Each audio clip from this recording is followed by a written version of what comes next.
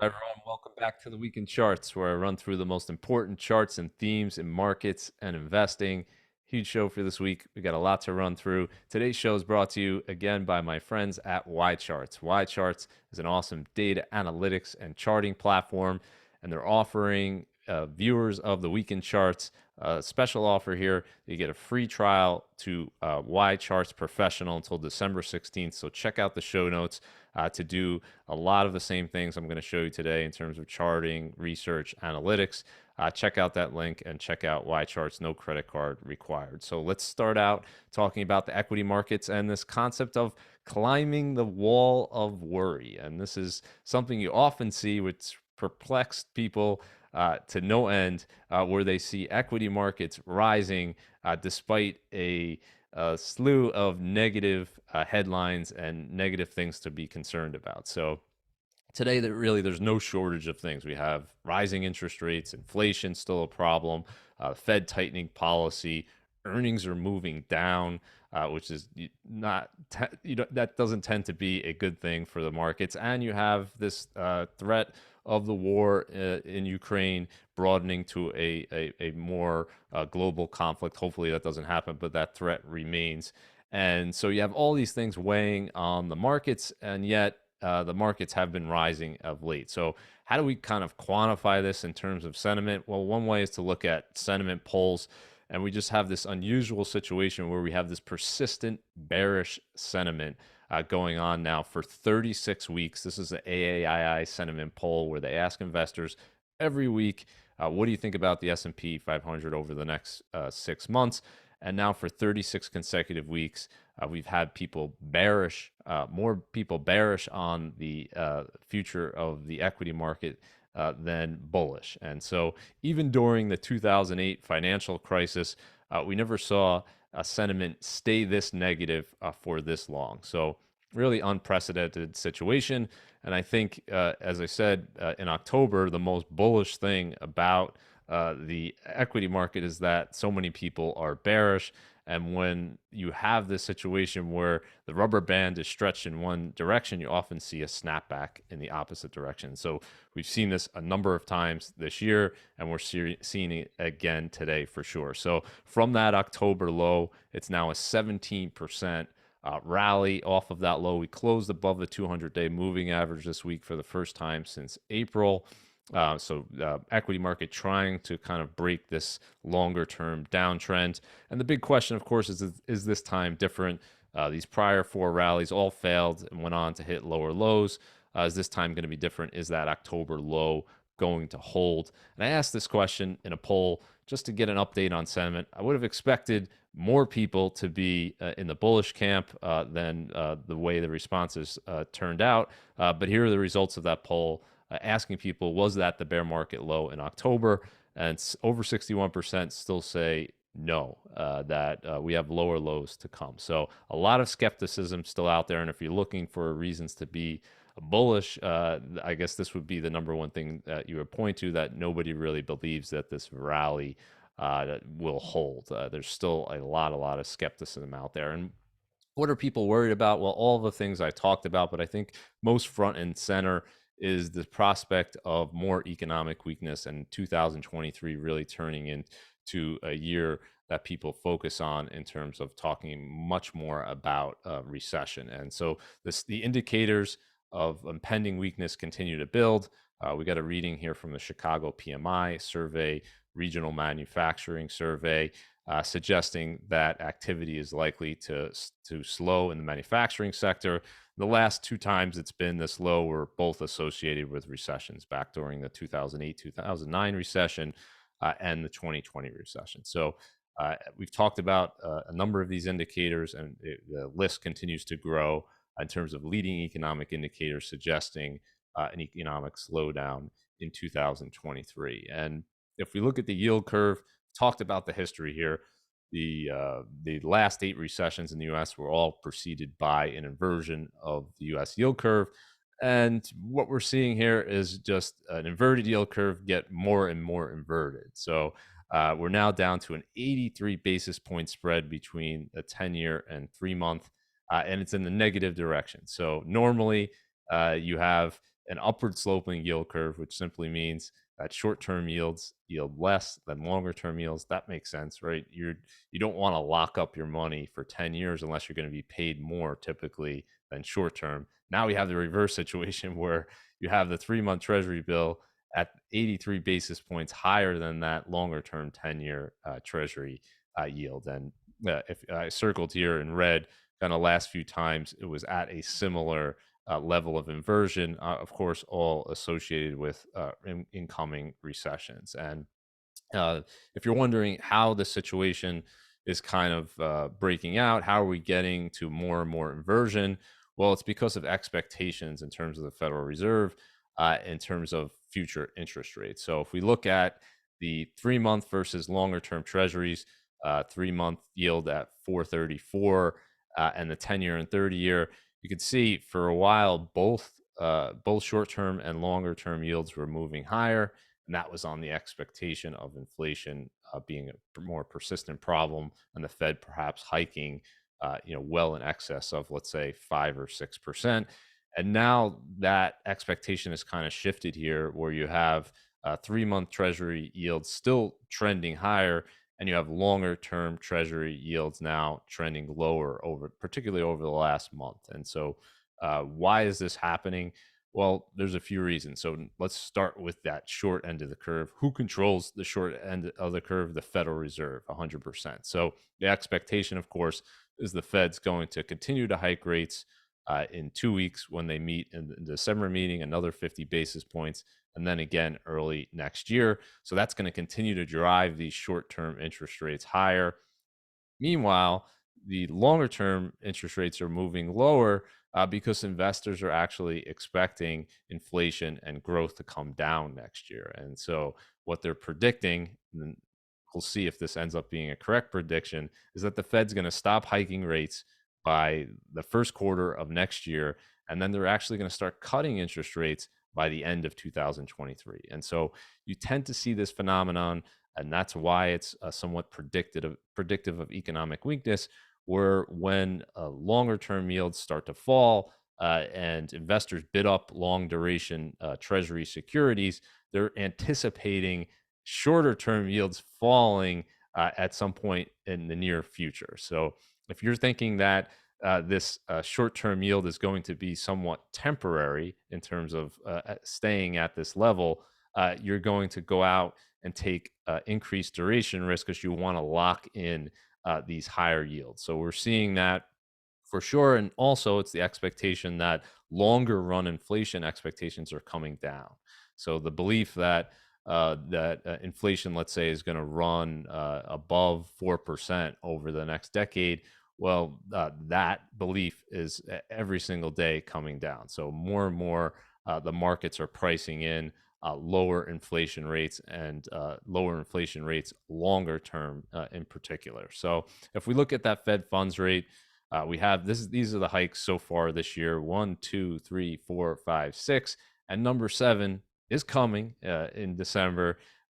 Certainly, the Fed is not done yet, and the expectation now, though, is a step down. So we had these 4 75 basis point hikes, huge. We haven't seen the hikes that large, since the early 1980s. So the Fed hiking 75 basis points in 4 consecutive meetings, very, very aggressive. But Powell, in a speech this week, I think he put some of the concern about the Fed continuing at this pace to rest, in saying the time for moderating the pace of rate increases may come as soon as the December meeting. I think, as we'll talk about, the case it's a strong case to be made for smaller rate hikes, and I think they're going to be comfortable moving down to that 50 basis points level, which will push the Fed funds rate up to 4.25 to 4.5%. Now, that's going to be the highest rate we've seen since December 2007. So 15 years since we've seen a Fed funds rate that high. And that shift from the Fed saying we're going to hike 75 basis points and continue to do that to 50 basis points, the market seems to like that shift, that reaction, that expectation, because you saw just a huge rally after Powell made those comments. So What is the case for smaller interest rate hikes? Well, number one is just evidence of lower inflation rates today. So if we look at the CPI, we talked about how that's come down for the last few months. If we look at the PCE, which the Fed likes to look at, that's now at its lowest level since December 2021. It's down to 6% year over year from a peak of 7% in June. This, of course, has a long way to go. The average over the last decade was only 2% per year, but it's moving in the right direction. I think the expectation is we're going to see more significant declines in the rate of this inflation in the months to come. And so the Fed, a little bit more comfortable as it gets closer to the 6% rate in terms of the Fed funds rate to slow down that pace. And so that's one factor. Another factor is leading indicators of inflation are all pointing to the same thing, which just suggests that inflation rate is likely to come down over the next few months. And this is a big one that I've been pointing to.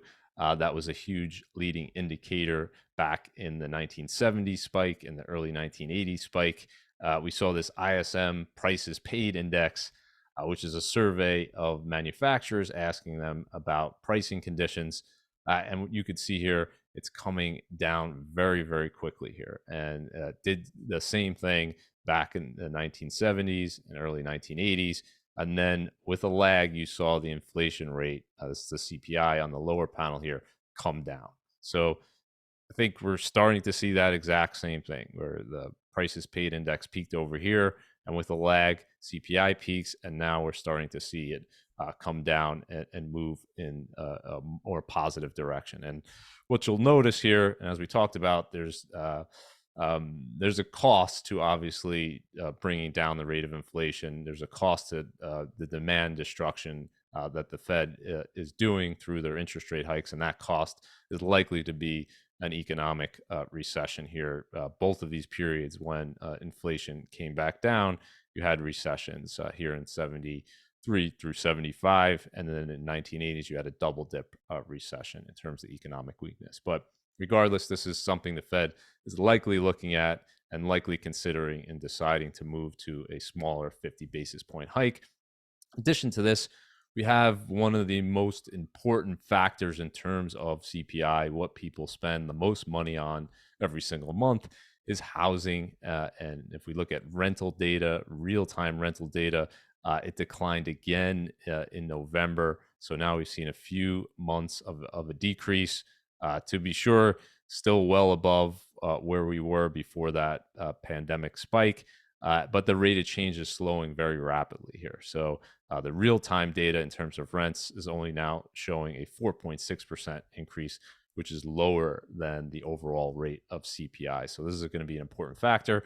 We also have the supply chain continuing to get better and ease, and this is a way to look at that with global container freight rates down now 77% from peak 2021 levels. So very rapidly moving back to a more normal environment in terms of shipping. So, and this is the big one, and I think most important globally is food prices.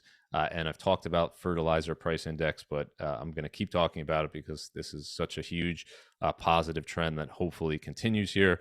Fertilizer prices, big driver, big, highly correlated with food prices, which of course have seen significant increases, which has been painful for many, many people around the world. And so seeing these prices peak here in March 2022, and now at the lowest level since August 2021, very good sign as well. And I'm sure the Fed is watching this and hoping this continues as well.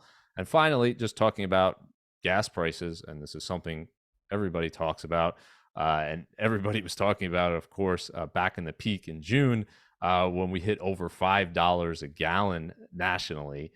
We had never seen gas prices that high in the history.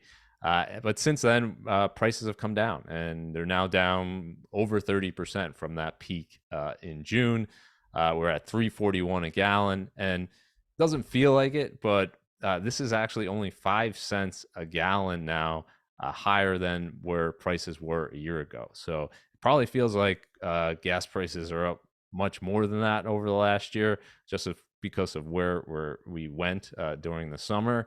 but actually only a 5 cent increase year over year. And likely, we could very likely see this year over year change turn negative. We almost certainly will if we can hold gas prices at these levels into early next year. So you're going to see all of these conditions that were pushing up the CPI, putting pressure on higher prices, start to move in that opposite direction and becoming counteractive forces, and likely to cause that CPI print when we get it for November to be much lower. So the the December Fed meeting is a day after that CPI print, so they will have seen that. They probably will have already made their decision, but I think that will be additional evidence giving them comfort to likely hike 50 basis points instead of 75.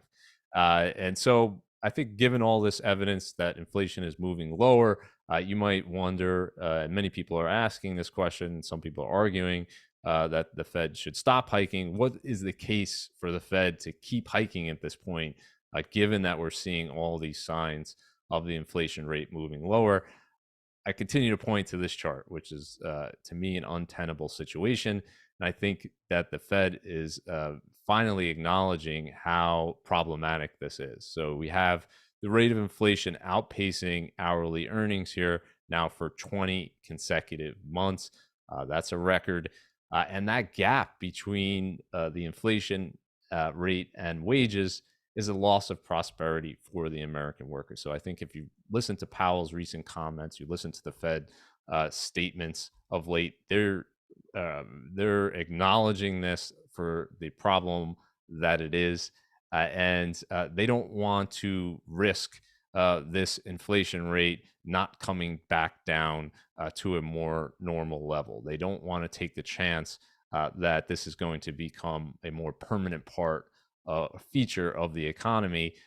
They want to err on the side of hiking perhaps too much, if that means that its inflation rate will come back down below the rate of wage growth. So I think at this point, the Fed is pretty comfortable doing that, and comfortable continue to hike in with the thought that if they don't break the back of inflation, this is going to be a much more difficult task to break in the future, because as we talked about, a lot of it's expectation based, a lot of it's psychology based. So you want to break that mentality that prices are going to continue to rise. And I think so far it's working. Obviously, there's a lag to monetary policy, and we're going to see that in 2023, a lot of the impact of the rate hikes from this year. But the Fed is saying that more rate hikes are needed for them to be comfortable that this is going to come back down to a level where you're going to have real wage growth start to be positive again. So looking at this gap here, you're probably wondering why or how the U.S. consumer continues to spend if their wages are not keeping up with inflation. And we've talked about it, but the two big factors here are they're borrowing more money, so credit card balances spiking 15% over the last year, and they're saving less. So we just got new data on the personal savings rate down to 2.3%. That's the second lowest reading we've ever seen. And so in July 2005, we had a single month where it was 2.1%. But other than that, we've never seen a savings rate in the US this low. So the US consumer is buying time, and they're hoping that that inflation rate will come back down. And in the meantime, they're continuing to spend money by borrowing more and saving less. And as we talked about, that can't continue forever. So there's going to be a point where they say, instead of saving less, they're just going to cut out discretionary spending. Instead of borrowing more, they're going to say, we're not going to take on additional debt because it's just going to be too costly. And we've talked about how that rising interest rate on credit cards is going to be a factor as well if we look at the months to come in terms of crowding out spending on discretionary items. But why is the Fed, why are they not concerned about, at this point, more concerned about the economy versus inflation? Well, if we look at the labor market, I think this is giving the Fed leeway to continue to hike rates. We got another payroll report. It was the 23rd consecutive monthly increase in jobs during November. So the Fed has that cover to say we have two mandates: maximum employment and price stability, and we're still pretty close to maximum employment. So let's really focus on price stability. And if we look at that unemployment rate, that's telling the story here. We're still at 3.7%, very, very low on a historical basis. Remember, in September, we hit 3.5%, which was tied for the lowest level since 1969. So the Fed could still point to the labor market for now being on the tighter side and focusing more on the inflation picture. But I think a few months from now, that equation is going to change. And that's another reason why they're probably only going to do 50 basis points. They're looking at data like this, which shows that job openings are trending now lower. The quit rate, so the percentage of workers that are quitting their job, is trending lower as well. And so if this trend continues, that labor market's going to start loosening up. So far, a lot of the job losses and job cuts have been in the tech sector and hasn't really affected many other sectors so far. But if this turns into a deeper recession and a more typical recession, you would expect to see this job openings number come way down, the quit rate come way down, much looser labor market, and then the balance will shift where the Fed is going to be more concerned about the employment side of things. And the markets are expecting that flip to occur at some point in the first or second quarter of next year, where the Fed will pause from hiking. And then they're expecting it to really flip by the end of next year, where they're saying the Fed's actually going to start cutting interest rates because this equation is going to change. But for now, 10 million job openings, the number of unemployed, 6 million. So you still have 4 million more job openings than unemployed people. So that's supporting the labor market. So people that want to come back into the labor force, they might have a more difficult time finding a job in technology space, but there's still many industries that are looking for workers. And so until that imbalance kind of shifts, I think the Fed's going to be focused more on the inflation side of things. So hiking rates is one tool that the Fed has in terms of fighting inflation. The other tool is, of course, the money supply. And if we look at the money supply, we've just seen a 180-degree reversal. So over the last 7 months, the money supply has actually contracted, the most it's ever contracted in a 7-month period. So we have data on the money supply going back to 1959. So we don't have Depression era data when the money supply contracted by a significant amount during the Depression. We're nowhere near that today. But excluding that period, this is the largest decline in the money supply that we've ever seen. This is important because one of the proximate causes of that inflationary spiral was this enormous increase in the U.S. money supply. So we had a 40% increase in the money supply in just 2 years. So in just 2020, which was the highest increase we've ever seen in a calendar year, 25%. And then you compound that in 2021, the two together, you get 40% increase in 2 years for the U.S. money supply. And 2022, if it holds here, we got data as of October, so we still have 2 months to go. But this could be the first the annual decline in the money supply that we've seen with data going back to 1959. So pretty important shift. I think this is an additional factor for sure that's going to bring that inflation rate down as long as it holds. So as long as we stick to our guns, don't start printing money again, things are going to get better. That's obviously going to cause economic pain. It's caused a lot of turmoil in markets this year, but it's the price that you have to pay if you want long-term stability in the economy, if you want to have a sound money policy. And so an effect of this reversal is kind of we've seen it in growth stocks, we've seen it in crypto, we've seen it in any area that's been kind of a mania or imbalance with that money supply growth shifting to a contraction. You have an end to all of these manias, and you have an end to kind of a lot of these weird imbalances. And another one of these things is ending now, which is the flipping of cars, and particularly EVs and Teslas. This might seem like a joke, but it wasn't. People are actually flipping their Teslas like houses. because of the imbalance in supply and demand. There's just so much demand for Teslas that you could literally buy a Tesla and resell it, after you buy a new Tesla for a premium and make a five, 10, $15,000 profit because there was such a short supply. And that that game is really ending now very quickly. We're seeing the prices of used Teslas really falling every single day. In the last 90 days, down almost 15%. They're down over 11,000 from their peak in July. So you're starting to see a normalization, and many factors driving this. Number one, increased production, so you don't have to wait as long if you want a new Tesla. Number two, you have people holding off on buying for many reasons. Number one, interest rates are much higher. A lot of people finance the purchase of a car. So the monthly payment situation is much worse. It's harder to get a car loan. That's leading to a decline in demand. And also, people are waiting for the 2023 tax credit on electronic vehicles.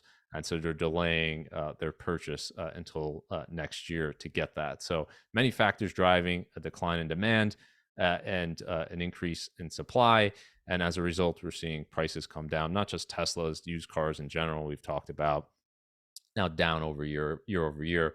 And I think we might see that even in the November CPI print, the first big category with a negative year over year rate of change.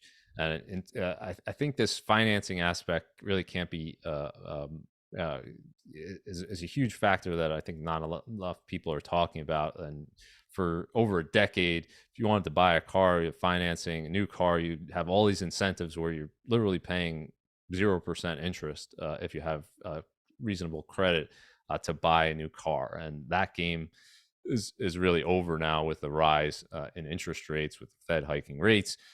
You're seeing a much higher rate if you want to buy a new or used car. And it's a big factor because like purchases of homes, many people finance their vehicle purchased over 80% in terms of new cars, over 40% in terms of used cars. So just simple math, the equation of it, it's going to be more costly to finance that vehicle. That's going to drive down demand. So let's talk about an interesting divergence that we're seeing in terms of equity sectors this year. If you ask anybody, they'll definitely tell you energy stocks outpacing everything else by a wide margin. And this is a chart really illustrating that, up 60, almost 68%. You have a few of the defensive categories, sector categories, moving into positive territory last week as well. But big spread between energy and everything else, and particularly consumer discretionary, tech, communication services, huge spread in the opposite direction. And remember, this is a reversion to the mean where energy had been underperforming everything for over a decade. Really ending in 2020, and just the last 2 years, you've seen an explosion higher with the price of crude oil recovering, and you're seeing profits and revenues at these energy companies surging higher as well. But interesting divergence that we've seen over the last 2 months, where you're seeing energy stocks move significantly higher, but crude oil kind of trading sideways here. So normally, you tend to see a reasonably high correlation between the two. It's not 100%. Energy stocks are still stocks at the end of the day, so they're correlated also with the broad market. It's not just about the price of the commodity, but very interesting to see here. Energy stocks very strong here, but the price of crude oil kind of languishing, and very close crude oil to being down on a year-over-year basis. So we'll see how this divergence resolves itself. Other people arguing that this means that energy stocks need to come down, or will have ended their streak of outperformance, or that crude oil will play ultimately catch up, and that these energy stocks are predicting that prices are going to come back up for crude oil. I don't have a strong opinion either way. It's just interesting to see this divergence. I don't think that one necessarily historically, if you look at the data, leads the other. Sometimes one leads the other, sometimes the other leads. I don't think there's any consistent pattern, but just interesting to see this divergence here. I want to touch on volatility. This has been a wacky year in terms of volatility. Looking at the VIX, as much difficulty as the markets have had, as we showed in that chart earlier, hasn't been a straight move lower. We've seen these periods of sharp sell-offs followed by these snapback rallies. And uh, that's kind of been what volatility has done this year. If we look at the volatility index, obviously inverse of those S&P 500 rallies, where we've seen spikes in volatility where the markets are selling off, and then volatility comes back down. So kind of oscillating volatility between levels above 30 and below 20. And so just recently, this past week, we're now back below 20 for the first time since August. So on that lower end of the range. And the question is, does that mean we've once again come close to a floor and we're going to sell off again? And we'll talk about that in a minute. But just in terms of the volatility index this year, the average level of around 25.9, how does that compare to other years in terms of the VIX? VIX data goes back to 1990. So I put together this table showing you the highest levels of VIX for calendar years sorted here. 2008, of course, highest ever. 2009 after that, then 2020. Of course, you had that record spike during the pandemic, which then came back down. And then 2002 during the dot-com bubble, the last year of the dot-com bubble bursting. And then after that, it's this year. So really probably not surprising, just other bear markets, other recessionary type periods. You've seen volatility this high. But other than that, well, we haven't seen that. So in terms of that VIX in this year, I've talked about this strategy where buying weakness and selling strength has been by far the best S&P 500 strategy, where if you just bought the VIX when it closed above 30 and held on to it and sold it when it was below 20, you'd be up almost 30% this year versus down 13 for a buy and hold and down 33% if you did the opposite. If you bought strength, so bought the S&P when the VIX went below 20 and sold weakness, which is selling when the VIX is above 30, you'd be down 33%. So this is flipped again now. So if you're on the buy weakness, sell strength camp, you'd be selling strength now. And now if you're doing the opposite, you'd be going long the market. So we'll see if this kind of flips. As I said, I don't think if you test this long term, it significantly underperforms buy and hold. And the reason for that is there's many times that the VIX will go below 20 and the market continues to rise. And there's other times when the VIX goes above 30 and the market continues to fall. So it's just an interesting pattern that we've seen this year in particular. Don't know how much longer it will continue, but it's been an oscillating year in terms of volatility. And kind of, I think a big part of that is that sentiment picture where people are getting so extreme in terms of their negative sentiment that you have this rubber band and now it snaps back. So we'll see what happens. December, of course, has historically been the least volatile month. So if you look at average VIX levels by month, December far and away the lowest average VIX. You tend to see particularly low volatility when you get into late December, near Christmas and New Year's. So we'll see if that plays out as well, and that might be an additional factor lifting markets. But in terms of the this as a strategy, again, don't view this as something that will work long term. No pattern lasts forever, but just something interesting to point out this year. And then the housing market. Let's talk very quickly. We got data from Case-Shiller now. Third straight monthly decline in home prices. After 126 consecutive monthly increases, we have three straight declines. Very small decline so far in this index, only a few percent.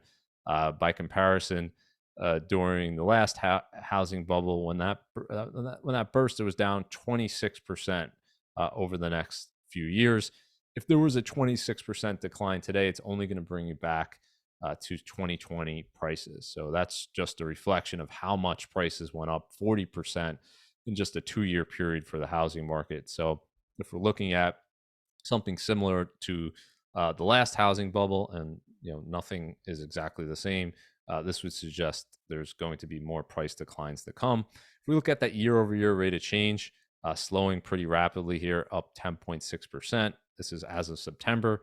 So the Case-Shiller data, lagging data, it's not incorporating October and November. And if we look at real-time housing data, this is showing that the average sales price of homes is now down to 2% year over year. So we're getting closer to that flat level, and I suspect when we hit early next year, this is gonna turn negative on a year over year basis. So what was a tailwind for CPI which was pushing CPI up, is soon going to be a headwind, which is a good thing, is going to bring the inflation rate down. So similar to that rental picture, we're seeing home price appreciation come down at a rapid pace. And this is really going on everywhere. So a rising tide lifted all boats in terms of the housing market on the way up. And now it's pushing everything down. And we're seeing 2 consecutive months where every city in this Case-Shiller index, so everything from the hottest markets in Miami and Tampa and Phoenix, moving down over the last 2 months to even slower markets like in San Francisco, which has been slower. That's already 10% off the peak. Everything's been down over the last 2 months. And the last time we saw 2 consecutive monthly declines in every city, December 2008 to January 2009. So in pretty rare company. You don't tend to see home prices come down this quickly. The last time we saw it was around in that financial crisis. So the expectation would be we have winter months coming. This is going to show continued declines. Remember, this is lagging data. So if this was as of today, I think it's going to show additional declines anyway. But heading into the winter, housing prices tend to come down anyway, and that's going to be an additional factor pushing prices lower. So what's the number one factor causing home prices to come down? Well, it's a lack of affordability. And so we got this updated data in terms of what's the percentage of your income that the average, not the average, the median income American family would need to buy that median priced home. And this includes P&I, taxes, insurance, and PMI, and you have now above 46% of the income is needed to buy that median home. And of course, that's way too high. That's not sustainable. You're not going to get a loan to buy that median priced home from a lender, and most people are financing, obviously, the cost of the purchase. And so the housing prices either have to come down or mortgage rates to come down to make prices more affordable. So of those two, we've seen home prices come down, and now we're seeing mortgage rates come down a little bit as well. We talked about that long end of the curve, so the 30-year coming down. Well, that's having an impact on mortgage rates slowly here. Pretty sharp decline over the past few weeks in terms of the mortgage rate, but 6.5% still very high, still unaffordable for most people. This would have to come way down to really, I think, be a more important factor in terms of stabilizing prices. So let's end with a positive, as I always like to do. And 4% risk-free is pretty good. That's pretty good positive. We haven't seen that since 2007. And that's coming. That's coming very soon. And so, just by comparison, it was only last year that in order to get 4% in bonds, you had to buy junk bonds. You had to buy the lowest rated in terms of credit quality bonds.